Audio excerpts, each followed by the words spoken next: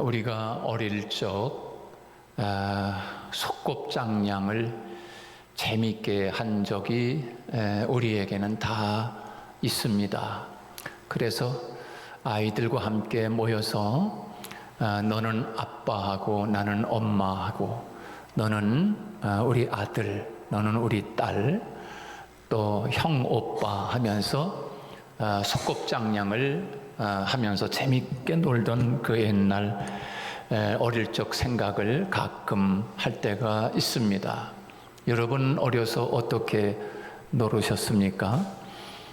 저는 참 재밌게 놀다가 심술도 굽고 그래가지고 아이들도 괴롭히기도 하고 또 심술도 굳어가지고 여자아이들 고무줄 하면 고무줄도 끊어놓고 이렇게 많이 했는데, 근데 중요한 것은 제가 왜 어릴 적 그 소꿉장량 이야기를 하냐면, 소꿉장량을 하면 아주 거창하게 집을 지어놓고 또 뭐도 하고 부모님이 장사를 하거나 그러면 뭐 이것저것 다 갖다 놓고서 물건 파는 흉내도 내가면서 그렇게 소꿉장량을 하지 않습니까? 그러다니 손에는 뭐 흙을 가지고서 뭐 떡을 만드느니 뭐 밥을 만드느니 풀을 뜯어다가 썰어 가지고 김치를 만들기도 하고 뭐 찌개도 만들고 반찬도 만들고 이렇게 해서 한참 동안 그냥 너저분하게 이렇게 그냥 소꿉장난을 이렇게 한다고 재미있게 차려놓고서 이제 한참 재미있게 놀 때쯤 되면은 집에서 얘야 집에 들어와라 밥 먹자 그러면은 그렇게 아주 즐비하게 놀던 차려놓은 이 소꿉장난들을 그대로 손 털고 네 그러고서 집으로 막 뛰어들어갈 때 조금 더 놀고 싶은데 왜 부르지? 이제 이럴 때가 있지 않습니까? 여러분, 우리는 언젠가는 하나님이 얘야 오너라 집에 들어와라 그럴 날이 분명히 있을 것입니다. 그러면 그렇게 거창하게 소꿉장난으로 넓이하게 차려놓은 것들을 그대로 두고 손 털고 네 그러면 우리가 하나님이 부르는 그날에 다 손 놓고 가야 할 사람들입니다. 그런데 우리는 이 세상에서 천년 만년 살 것처럼 그렇게 생각하며 살아갈 때가 참 많이 있습니다. 그래서 아쉬워합니다. 때로는 더 재밌게 놀 때쯤 됐는데 왜 부르시지? 이렇게 말입니다. 세상에서 이제 살 만큼 됐는데 살만 하니까 하나님이 부르시네. 그럴 때가 여러 번 있습니다. 여러분 때로는 아쉬워서 좀 더 놀고 가고 싶은데 왜 이렇게 빨리 부르시나 그렇게 아쉬워하면서 집에 손 털고 들어가는 것처럼 우리도 언젠가는 하나님이 오라고 부르시는 그날에 우리가 이 세상에서 손으로 하던 모든 일들을 그대로 두고 하나님 앞에 가야 할 그날이 분명히 있을 것입니다. 그날을 바라보며 오늘을 살아가는 사람이라고 하면 가장 지혜로운 사람이라고 할 수 있습니다. 그래서 우리는 언젠가는 돌아가리 내 고향 하나님의 나라, 우리의 본향은 저 하나님의 나라, 예수님이 우리를 위하여 거처를 준비하고 계시는 하나님의 나라를 향하여 우리는 언젠가는 다 가야 한다는 사실을 잊지 않고 살아가는 성도, 매일매일의 삶 속에서 그 나라를 소망하면서 그 나라에서 만날 주님을 생각하고 그 나라에서 받을 상급을 생각하며 오늘을 살아가는 우리 성도들, 지혜로운 우리 성도들 되시기를 주님의 이름으로 축복합니다. 그래서 저는 그런 생각이 있어요. 우리 한울몬교회 모든 성도들이 다 면류관 쓰고서 만났으면 좋겠다. 천국에 가면 다 김 집사님 면류관이 예쁘네, 우리 이 집사님 면류관이 예쁘네, 우리 다 면류관 쓰고서 나타나서 서로 만난다면 얼마나 보기 좋을까. 하나님 앞에 그런 마음을 가지고 여러분을 위하여 제가 그렇게 기도하고 있어요. 새벽마다 그 기도를 하고 있어요. 하나님, 우리 성도들이 천국 가면 다 면류관 쓰게 해주세요. 할렐루야. 면류관 쓰게 해주세요. 달려갈 길을 다 달리고 선한 싸움을 싸우고 믿음을 지켰으니 이제는 후로는 나를 위하여 예비하신 면류관이 주어질 것이다. 하나님의 나라를 생각하며 오늘을 사는 사람, 하나님의 나라에서 쓸 면류관을 생각하며 오늘을 충성하는 사람, 하나님이 보실 때 얼마나 예뻐하실까, 우리 주님이 얼마나 보고 싶어 하시는 신부일까를 생각해 봅니다. 우리 모두는 다 주님의 신부들입니다. 정결한 신부가 되어 주님 만날 그날을 바라보면서 오늘을 살아가는 우리 성도들이 되어야 할 줄로 믿습니다. 우리가 가야 할 하나님의 나라는 우리가 생각하지 못하는 어마어마한 엄청난 하나님의 세계가 펼쳐질 거예요. 여러분, 하나님이 살아계심을 믿습니까? 하나님이 진짜 살아계시잖아요. 제 친구를, 시골에 있는 친구를 만났는데, 야, 하나님이 어딨어? 이 세상에서 그냥 잘 먹고 살다 가면 되는 거지, 죽으면 끝 아니야? 하나님이 어딨어? 그냥 마음 편하자고 나가자고 그러는 거지. 아니야, 내가 있잖아. 어떤 사람이냐, 친구야. 내가 초등학교 때부터 이거 왕초 아니냐.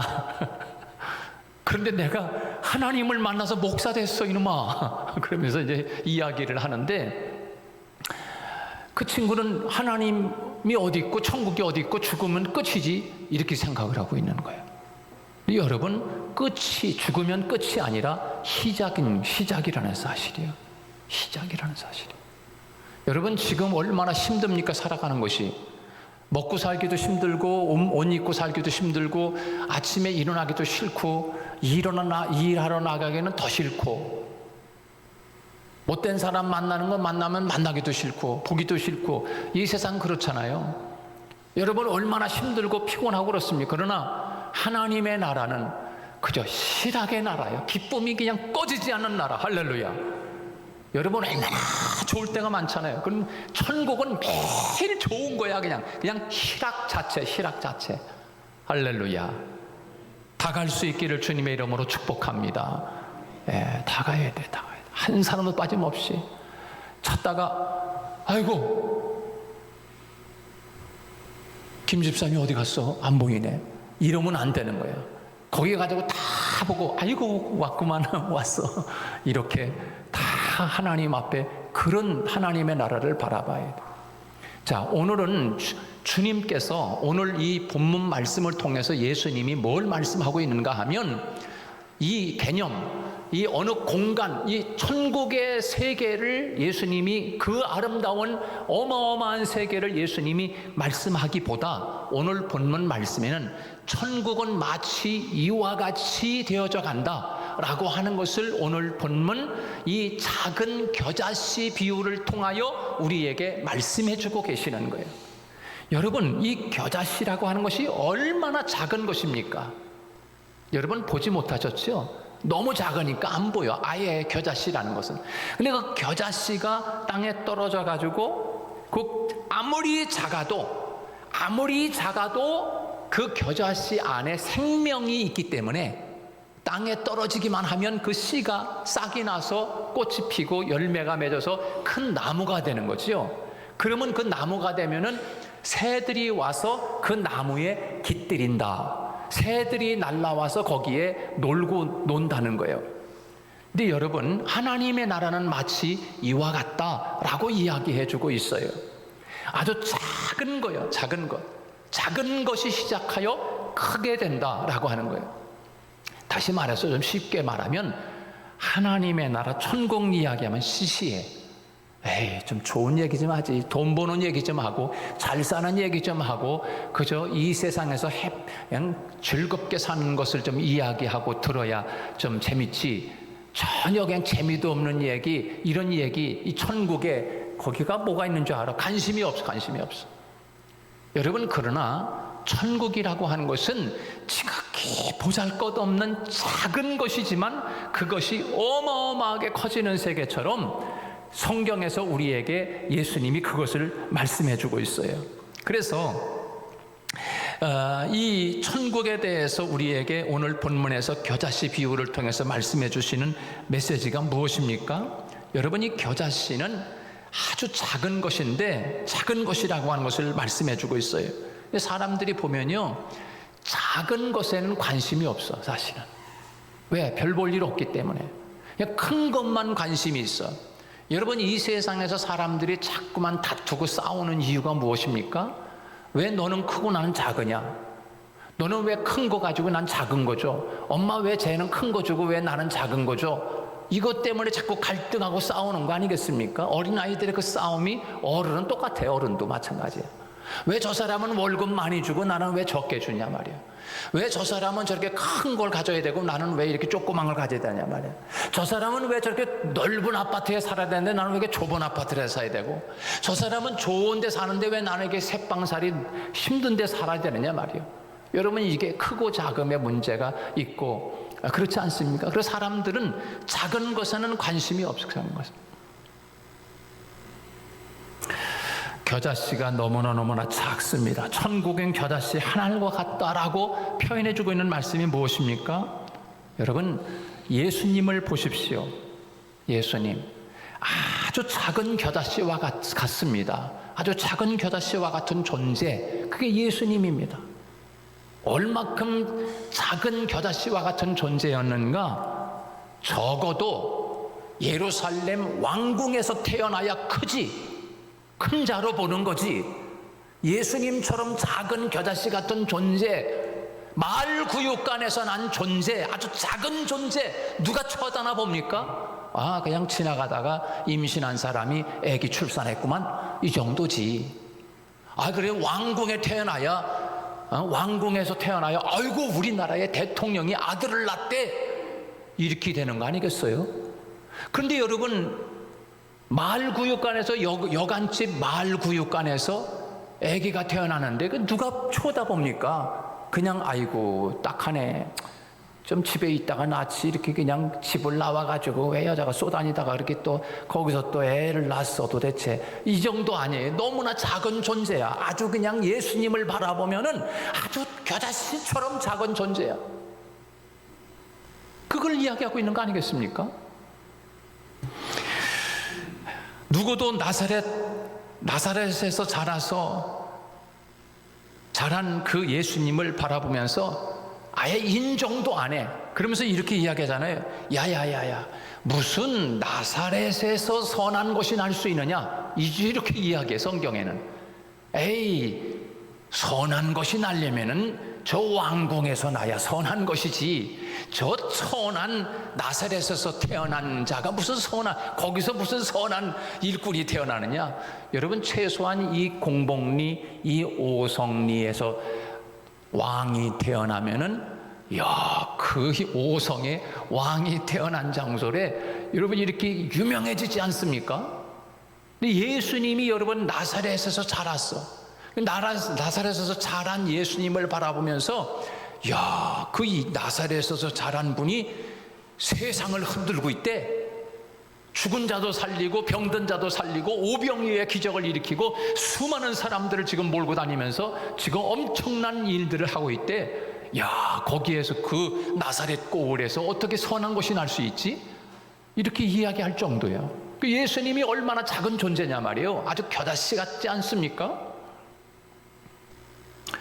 그리고 여러분, 이 겨자씨 같은 존재인 예수님이 30살까지 그렇게 목수의 아들로 이름 없이 그렇게 그냥 무명으로 살다가 30세 되셔서 공생애를 시작하시고, 그리고 유대교 지도자들에 의해서 붙잡혀가지고 예수님이 재판을 받으시고 가장 잔혹한 그 저주의 십자가에서 죽어가지 않습니까?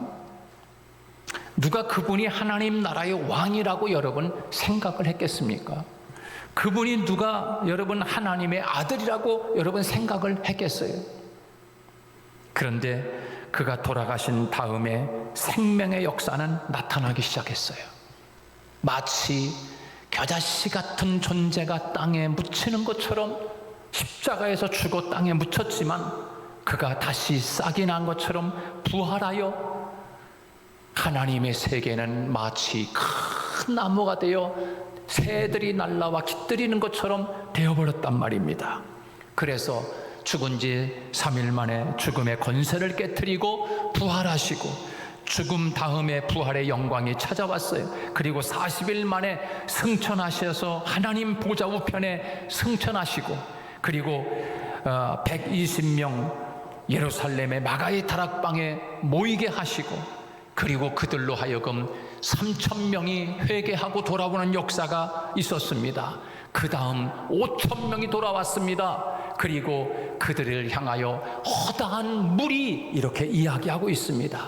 작은 겨자씨 같은 예수님이 이 땅에 오셔서 너무나 작은 12명의 제자, 그들에게 제자 훈련을 시켜서 주의 사명을 감당하게 했어요. 가끔 저는 그런 생각을 해봐요. 아유, 예수님 기왕이면 이 땅에 오셔가지고서요 그 보리떡 5개와 물고기 2마리로다가 5,000명을 먹이셨는데 그들을 그냥 일주일 동안 그냥 제자 훈련 시켜가지고서 그냥 화끈하게 한번 그냥 예루살렘, 유대, 사마리아 땅끝까지 그냥 그 5,000명이 그냥 제자가 한번 확 풀어놓으시지 그러셨어요. 그런 생각할 때가 있지만 그러나 예수님은 고작 12명, 아주 지극히 작은 숫자지만 충성을 다하여 예수님이 그들을 제자 훈련을 시켰어요. 그리고 그들이 마치 전 세계를 향하여 불꽃 던지듯이 예수님이 다 가서 그들이 순교를 하면서 주의 복음이 온 세상에 증거된 거 아닙니까? 순교의 불을 붙여서 말입니다. 작은 불꽃 하나가 큰 불을 일으키는 것처럼 저와 여러분들은 가끔 그런 생각, 내가 이렇게 작은 일을 하는데, 하나님이 뭐 알아주기나 하실까? 그저 보탬이나 될까? 이런 생각할 때가 있잖아요. 그러나 여러분들이 지극히 작은 어떤 한 일에 충성할 때 그 일을 통하여 하나님의 나라는 보이지 않게 여러분이 시작하는 그 한 알의 겨자씨 같은 충성함이 그것이 나중에는 큰 일이 되는 거예요. 어떤 사람이 시작한 그 일이 점점 커져서 엄청난 일이 되는 거 아니겠습니까? 어떤 사람이 내가 교회에서 이 일을 좀 시작하자. 그래서 좋은 일을 하나 여러분들이 생각했다가 그 일을 꾸준하게 한번 해보세요. 그럼 그 일을 통해서 하나님의 나라가 보이지 않게 이렇게 커져가. 할렐루야.